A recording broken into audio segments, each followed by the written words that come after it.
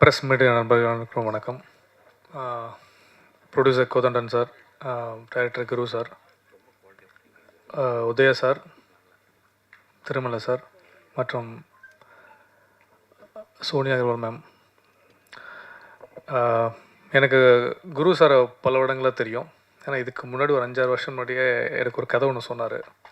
ரொம்ப நல்ல இயக்குனர், நல்ல ரைட்டர், நல்ல கிரியேட்டர். ஆக்சுவலாக ரொம்ப நல்லா சொல்லுவார் கதையை. சார் சொன்ன மாதிரி அவர் இங்கே ஏன் இவ்வளோ நர்வஸாக நடித்தார்ன்றது எனக்கும் தெரியலை. ஆனால் ரொம்ப நல்லா பேசுவார், ஃபோன்லலாம் பயங்கரமாக பேசுவார். நான் பிக் பாஸ் போகிறதுக்கு முன்னாடி கூட ஒரு கதை ஒன்று சொன்னார் என்கிட்ட. இந்த அமைதியாக உட்கார்.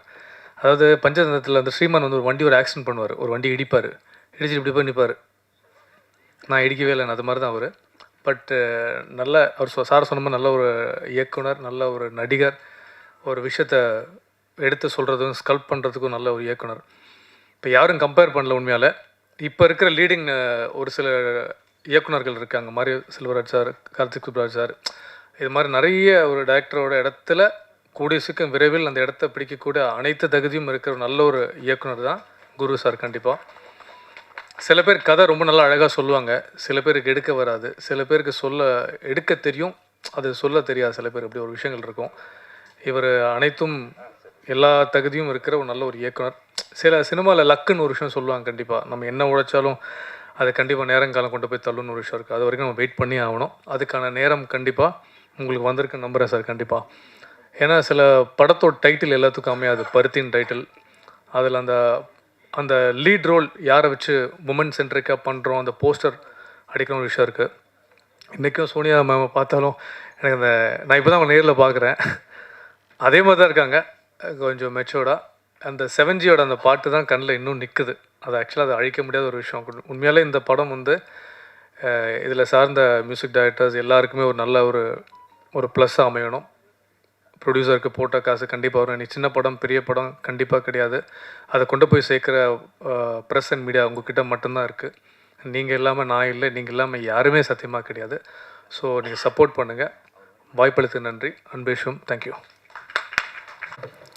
வணக்கம். கம்ப்ளீட்லி ஒரு யூனிக்கான எக்ஸ்பீரியன்ஸ். ஏன்னா ஃபர்ஸ்ட் டைம் டார்க் மேக்கப் பண்ணியிருக்கேன். அண்ட் என்னோடய ஃபர்ஸ்ட் கொஸ்டின் கேட்கும்போது, ஸ்டோரி கேட்கும்போது was to Guru director that நீங்கள் ஈஸியாக இங்கேருந்து யாராவது சூஸ் பண்ணலாம், இதுக்கு எனக்கு வச்சு பண்ணும். அவங்க சொன்னாங்க, இல்லை உங்கள் அந்த ஒரு எக்ஸ்ப்ரெஷன்ஸ், அந்த சிம்பத்தி அண்ட் இன்னோசன்ஸ் வேணும் மேம், நீங்கள் தான் பண்ண முடியும். சரி, அவங்க அவ்வளோ கான்ஃபிடெண்ட்டாக இருக்காங்க, நான் தான் பண்ணோன்னா you feel good as an artist when the director has that confidence in you. And அதுதான் I was happy to be part of this film, and thank you for showing me that confidence, and thank you for bringing out the work that you wanted, and I hope you all like it. And thank you everyone over here for all your kind words and love. Thank you media for being here. Do support us, do give us your love always, as always. Thank you so much. வந்திருக்கக்கூடிய பத்திரிகை மற்றும் ஊடக நண்பர்களுக்கு வணக்கம். விழாவே கொஞ்சம் late ஆகிடுச்சு. அதனால் இவ்வளோ நேரம் வெயிட் பண்ணுற உங்களுடைய ப்ரெஸ்ஸுக்கு எல்லாருக்கும் தயாரிப்பாளர் சார்பாக நானே வருத்தத்தை நன்றியும் சொல்லிக்கிறேன். காரணம், இந்த சிறு படத்தை தான் நம்ம ஊக்கப்படுத்தணும், உற்சாகப்படுத்தணும், அதற்கான அங்கீகாரத்தை கொடுக்கணும். அவ்வளோ பொறுமையாக இருந்து இந்த ஃபங்க்ஷனை ஆரம்பிக்கிற வரைக்கும் நீங்கள் இருக்கிறதுலே மகிழ்ச்சி. தமிழ் சினிமா அப்படின்னு சொன்னால் மறக்க முடியாத ஒரு தயாரிப்பாளர், இயக்குனர். இந்த 2 இனங்கள் இல்லை என்று சொன்னால் தமிழ் சினிமாவே இல்லைன்றதான் என்னுடைய கண்ணோட்டத்தில் நான் பார்க்கிறேன்.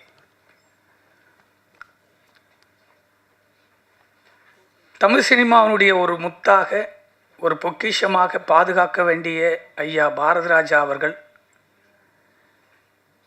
அவருடைய படைப்பிலிருந்து வந்திருக்கக்கூடிய பருத்தி படத்தினுடைய இயக்குனர் குரு அவர்கள் அந்த இசை சாங்கை பார்க்குற போது விஷுவலில் ஒரு யதார்த்தமான படைப்பு இந்த கதையில் இருக்கிறது என்பதனை மிக ஆணித்தரமாக பார்க்கிறேன். காரணம், அந்த பாடல் வரிகளிலும் சரி, அந்த பாடலில் இருக்கக்கூடிய இசையும் சரி, அதில் நடித்திருக்கக்கூடிய அம்மாவாக இருக்கக்கூடிய சோனியா அகர்வால் அவர்களை பார்க்கிற போது அந்த குழந்தை ஒரு யதார்த்தமான ஒரு வில்லேஜில் இருக்கக்கூடிய அந்த யதார்த்தமான 2 குழந்தைகள் அதையெல்லாம் பாடலாக ஒளிப்பதிவு செய்திருக்கக்கூடிய ஒளிப்பதிவாளர்கள், எடிட்டர், அந்த மேக்கிங் இதெல்லாம் பார்க்குற போது ஒரு யதார்த்தமான பாரதி ராஜாவுடைய பள்ளிக்கூடத்திலிருந்து வந்திருக்கக்கூடிய குரு அவர்கள் எப்பொழுதுமே இருட்டில் இல்லை என்பதனை அவர் உணர்ந்திருக்க வேண்டும். காரணம், அவர் இருந்து வந்திருக்கக்கூடிய பள்ளிக்கூடம் எப்பொழுதுமே வெளிச்சமாக இருந்திருக்கக்கூடிய பள்ளிக்கூடம். ஒரு உதவியாளனாக இருக்கும்போதே வெளிச்சத்தில் இருந்த நீங்கள் இப்பொழுது இயக்குநராக அவதாரம் எடுத்த பிறகு நீங்கள் இனிமேல் பெரிய வெற்றி இலக்கு இல்லை என்று சொன்னாலும் எப்பொழுதுமே நீங்கள் வெளிச்சத்தில் தான் இந்த சினிமா எப்பொழுதும் உங்களுடைய பயணத்தில் இருக்கும். காரணம், உழைப்பை யாராலும் தடுக்க முடியாது. அப்படி தமிழ் சினிமாவில் பாதுகாக்க வேண்டிய ஐயா பாரதிராஜா அவர்களை பெயரையும் உருவத்தையும் மட்டுமே பார்த்து சினிமாவில் வந்திருக்கக்கூடிய எவ்வளவோ கலைஞர்கள் இருக்கிறோம், எவ்வளவோ படைப்பாளிகள் இருக்கிறோம், எவ்வளவோ தயாரிப்பாளர்கள் இருக்கிறோம். இங்கே இருக்கிற எவ்வளவோ பேர் அவர் இப்பொழுது சினிமாவில் கொஞ்சம் கொஞ்சமாக அவர்கள் அமைதி காத்திருக்கிறதை பார்க்கிற போது அப்படிப்பட்ட ஒரு இயக்குனரெல்லாம் இல்லாத வெற்றிடமாக இந்த தமிழ் சினிமா இருக்கிறது. அதை நிறைவு பெறக்கூடிய ஒரு சில இயக்குனர்கள் தான் வந்து கொண்டிருக்கிறார்கள். அப்பொழுதெல்லாம் படம் எடுத்த தயாரிப்பாளர்கள் கதையை மட்டும் படம் எடுத்தார்கள், கதையை மட்டும் நம்பி படம் எடுக்க வந்தார்கள். அதுதான் தமிழ் சினிமாவை பாதுகாப்பாக வைத்து கொண்டிருந்தது. இங்கே அமர்ந்து கொண்டிருக்கக்கூடிய ஒட்டுமொத்த இந்த மேடையில் இருக்கக்கூடிய அத்தனை கலைஞர்களுக்கும் இந்த படத்தை ஒரு பொக்கிஷமாக எடுத்து 25 ஆண்டுகளில் தன்னுடைய அனுபவத்தையும் தன்னுடைய தேடல்களையும் முதலீடாக போட்டு இயக்குனர் குரு அவர்கள் இந்த படத்தை எடுத்து இங்கு கொண்டு வந்து நிறுத்துவதற்கு எவ்வளவு போராட்டத்துக்கு மத்தியில் அவருக்கு தினம் தினம் தண்ணீரை கொடுத்து இந்த மேடையில் வந்து அமர்ந்திருக்கிறார் என்று சொன்னால் அதற்கு தயாரிப்பாளர் அவரை தான் நாம் வாழ்த்த வேண்டும்.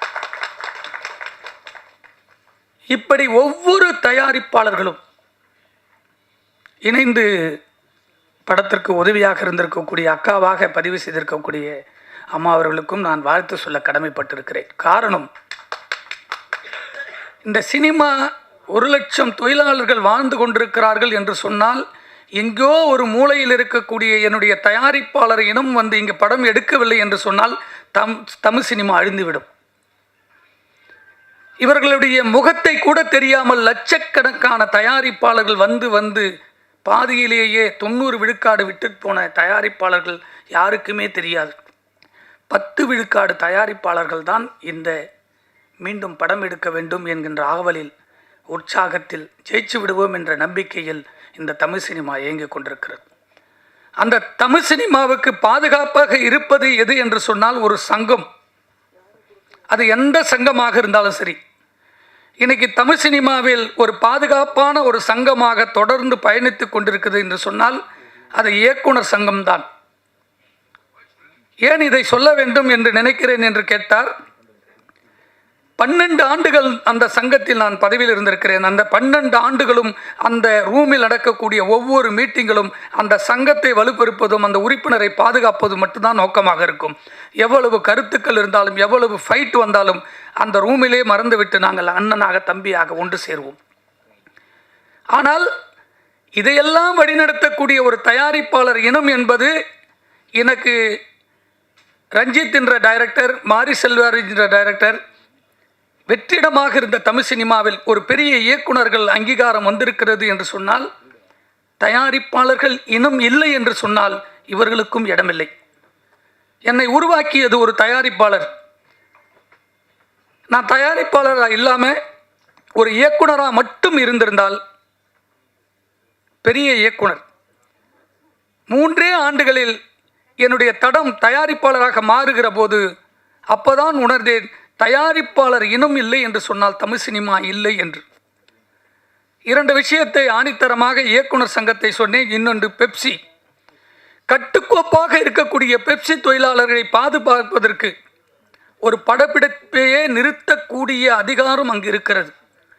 படத்தை எடுக்கக்கூடிய தயாரிப்பாளர்களுக்கு இல்லை என்பது தொடர்ந்து வேதனையாக இருக்கிறது. ஒரு நிமிஷம்.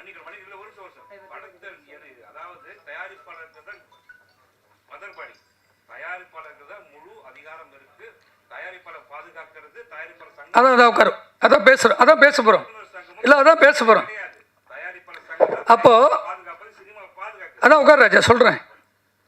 தயாரிப்பாளர்கள் இனம் பாதுகாப்பதற்கு காரணம்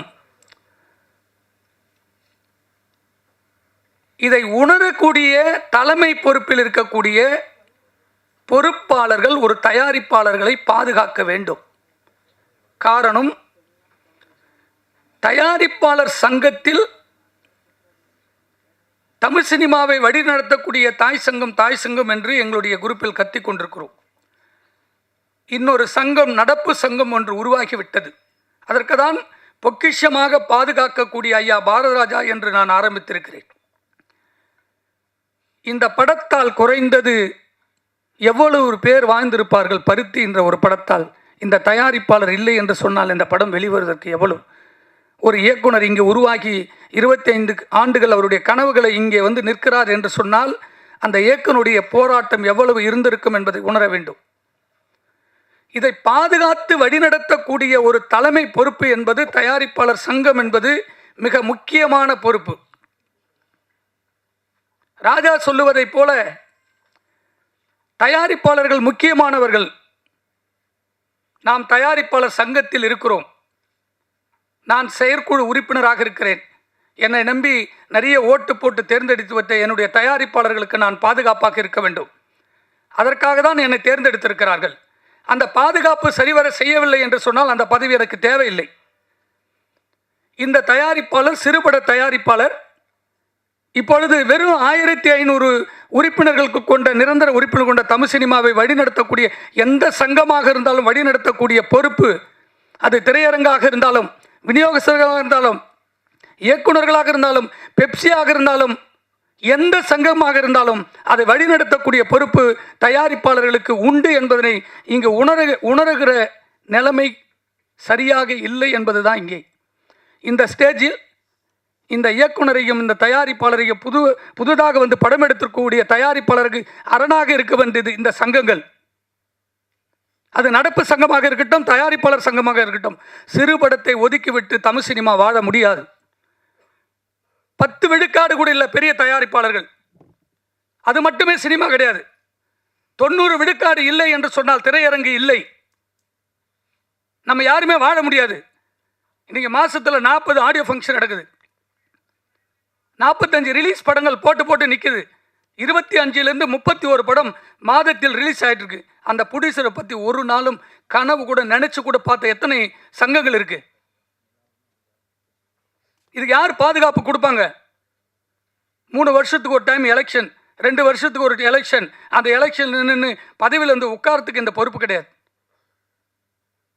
ஒரு நாள் தயாரிப்பாளர்களுக்கு மாற்றத்தை உருவாக்க வேண்டும் என்றால் பாதுகாப்பு அரண் உள்ள ஒரு பொறுப்பில் உள்ளவர்கள் அமர வேண்டும்.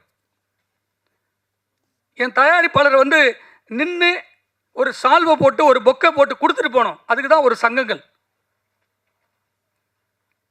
அது இல்லை என்பதுதான் மத வேதனையாக இருக்கிறது. நானே ஒரு செயற்குழு உறுப்பினராக இங்கே பதிவு செய்வதற்கு காரணம், திரையரங்கு அவர்கள் சொல்லுவது சட்டமாக இருக்கிறது, விநியோகஸ்தர்கள் அவர்கள் சொல்லுவது சட்டமாக இருக்கிறது.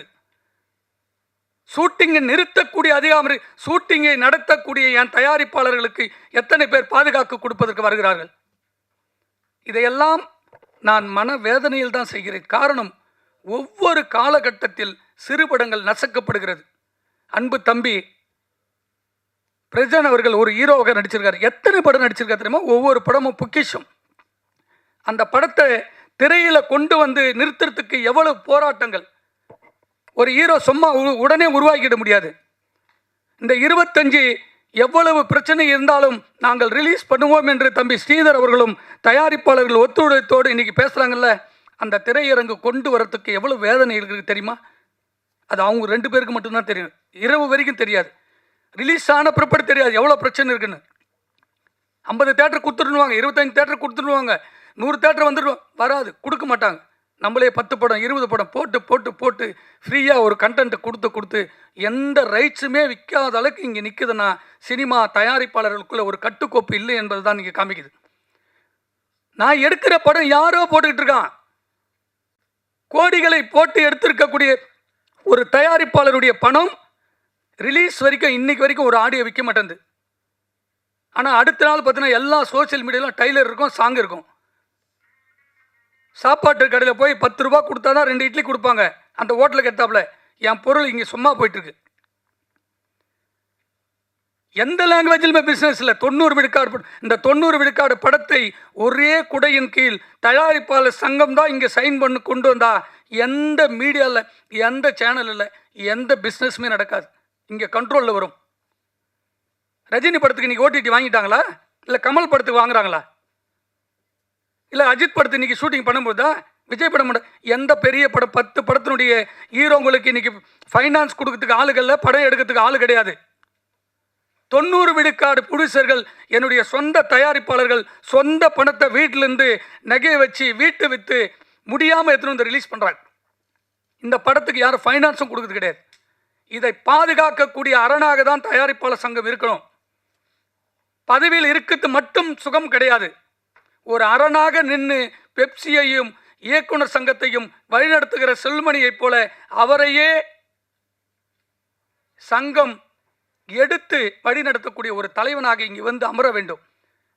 பதவி என்பது தோளில் போடுகிற துண்டை போல என் தயாரிப்பாளர்களை பாதுகாப்போடு வழிநடத்துவதற்கு ஒரு தலைவன் இல்லாதனால் இங்கே தொழில் ரீதியாக ஒவ்வொரு தயாரிப்பாளர்களும் பாதிப்படைந்து கொண்டிருக்கிறோம்.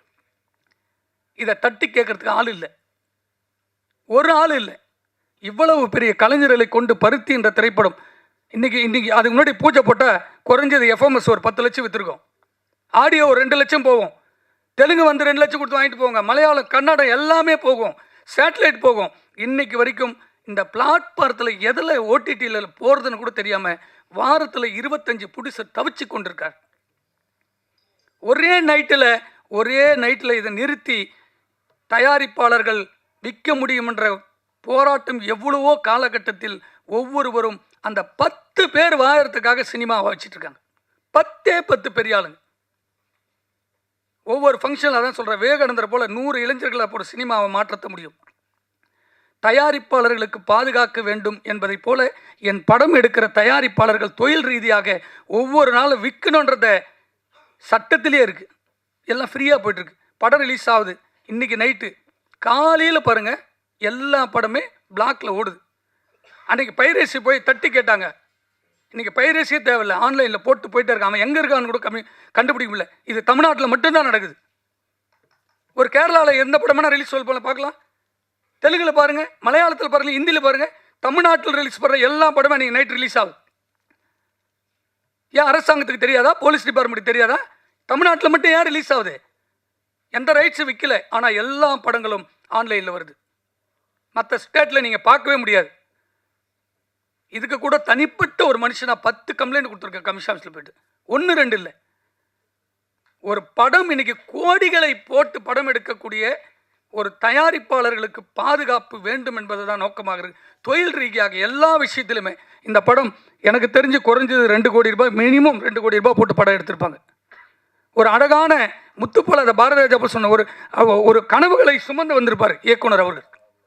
என்னுடைய அலுவலகத்தில் 3 டைம் வரும்போது மென்மையாக பேசினா அவ்வளோ கருத்துக்களை வச்சிருக்காரு. அதனால தான் அவர் மென்மையாக இருக்கார். அதே போல் இந்த ஸ்ரீதர் ரிலீஸ் பண்ணுற இந்த படத்துக்கு இந்த ஸ்டேஜில் வந்திருக்கக்கூடிய உதய அண்ணன் இப்போ லாஸ்ட்டாக ஒரு படம் பண்ணார். ஒரு இயக்குனர் சங்கம் மட்டும் இல்லை, அவங்க அண்ணனையோ தம்பியோ அவங்க குடும்பத்தையோ யாரையுமே நம்பாத இருக்க உதயா அவர்கள் இப்போ லாஸ்ட்டாக ஒரு படம் எடுத்தார். நீங்கள் இருக்கிறீங்க யார் எடுத்து மாதிரி நீங்கள் ஒரு லட்சம் இல்லைங்க, 1 கோடி கொடுத்தீங்கன்னா கூட மொத்தத்தை எடுத்து சினிமாவில் தான் போடுவார். மொத்தத்தையும் சினிமாவில் தான் போடுவார். கதை கேட்பார். டெய்லி 2000 பணம் கூட வாங்கி ஒரு ஆளை உட்கார வச்சு கதையை கேட்டு அந்த கதைக்கான இருக்குது. அதுபோல் ஒரு தயாரிப்பாளர் கதைகள் கேட்கணும், படம் எடுக்கிறதுக்கான மோட்டிவேஷன் கொடுக்கணும். பாதுகாப்பு கொடுக்கணும். என் ப்ரொடியூசர் வந்து மெம்பர் ஆகுறாங்களா சார், என்ன நான் எல்லாத்தையும் போட்டு உட்கார வச்சு ஸ்கூட்டிங் பண்ணும். அப்போ தான் அந்த சினிமா வளர்ச்சி அடையும், தயாரிப்பாளர்கள் வளர்ச்சி அடையும், சினிமா மொத்தத்தில் இருக்க கலைஞர்களும் பெரிய வெற்றி அடையும். ஏன் உதயாவை சொல்கிறேன்னா, ஒரு படம் எடுத்துகிட்டு அவர் ரிலீஸ் பண்ணுறதுக்கு பட்ட இன்னைக்கு வரைக்கும் ஓடிடியில் போகிறதுக்கு அசோக் செல்லுன்னு ஒரு படம் நான் சொல்லியிருப்பேன். இன்னைக்கு வரைக்கும் அந்த படத்துக்கு சேட்டலைட் விற்க முடியல, வேறு லாங்குவேஜ் விற்க முடியல. இங்கே ஒரு சக்தி மொத்த தயாரிப்பாளர்களும் அழிக்குது, ஒரு சின்ன சக்தி மட்டும் அதை ஆட்டி படைக்குது. எவ்வளோ பெரிய படம், எவ்வளோ பெரிய ஆர்டிஸ்ட் அவருடைய படத்தில். தமிழ்நாட்டில் தான் எல்லா சேனல் நடக்குது, மொத்த சேனல் தமிழ்நாடு தான் நடக்குது, மொத்த படத்தினுடைய ஆடியோ ஃபங்க்ஷனும் எல்லா சேனலில் போடுறாங்க, எதுவுமே எந்த கண்டென்ட்டை வாங்கதில்லை. அப்போ தயாரிப்பாளர் சங்கம் நான் இப்போ சொல்லுகிறேன், அந்த பொறுப்பில் நான் இருந்தால் ஒரே நைட்டில் ஒரு மாற்றத்தை உருவாக்க முடியும். ஒரு நாள் இரவில் விஷால் வந்து ஒரு பெரிய தமிழ் சினிமாவில் மாற்றத்தை எல்லாரையும் ஓட விட்டாப்ல. தயாரிப்பாளர் தான் அப்படின்னு விஷால் உட்காந்து ஒரு நைட்டில் மாற்றத்தை உருவாக்க முடியும். அந்த மாற்றம் விரைவில் வரும். என் தயாரிப்பாளர்களுக்கு பாதுகாப்பு கிடைக்கும் என்பதனை வலியுறுத்தி விடைபெறுகிறேன். நன்றி, வணக்கம். கோரிக்கை அனைத்தும் நலன் காக்க மாணி பதவியேற்றவுடன் அது செயல்படுத்தப்படும். நன்றி, வணக்கம்.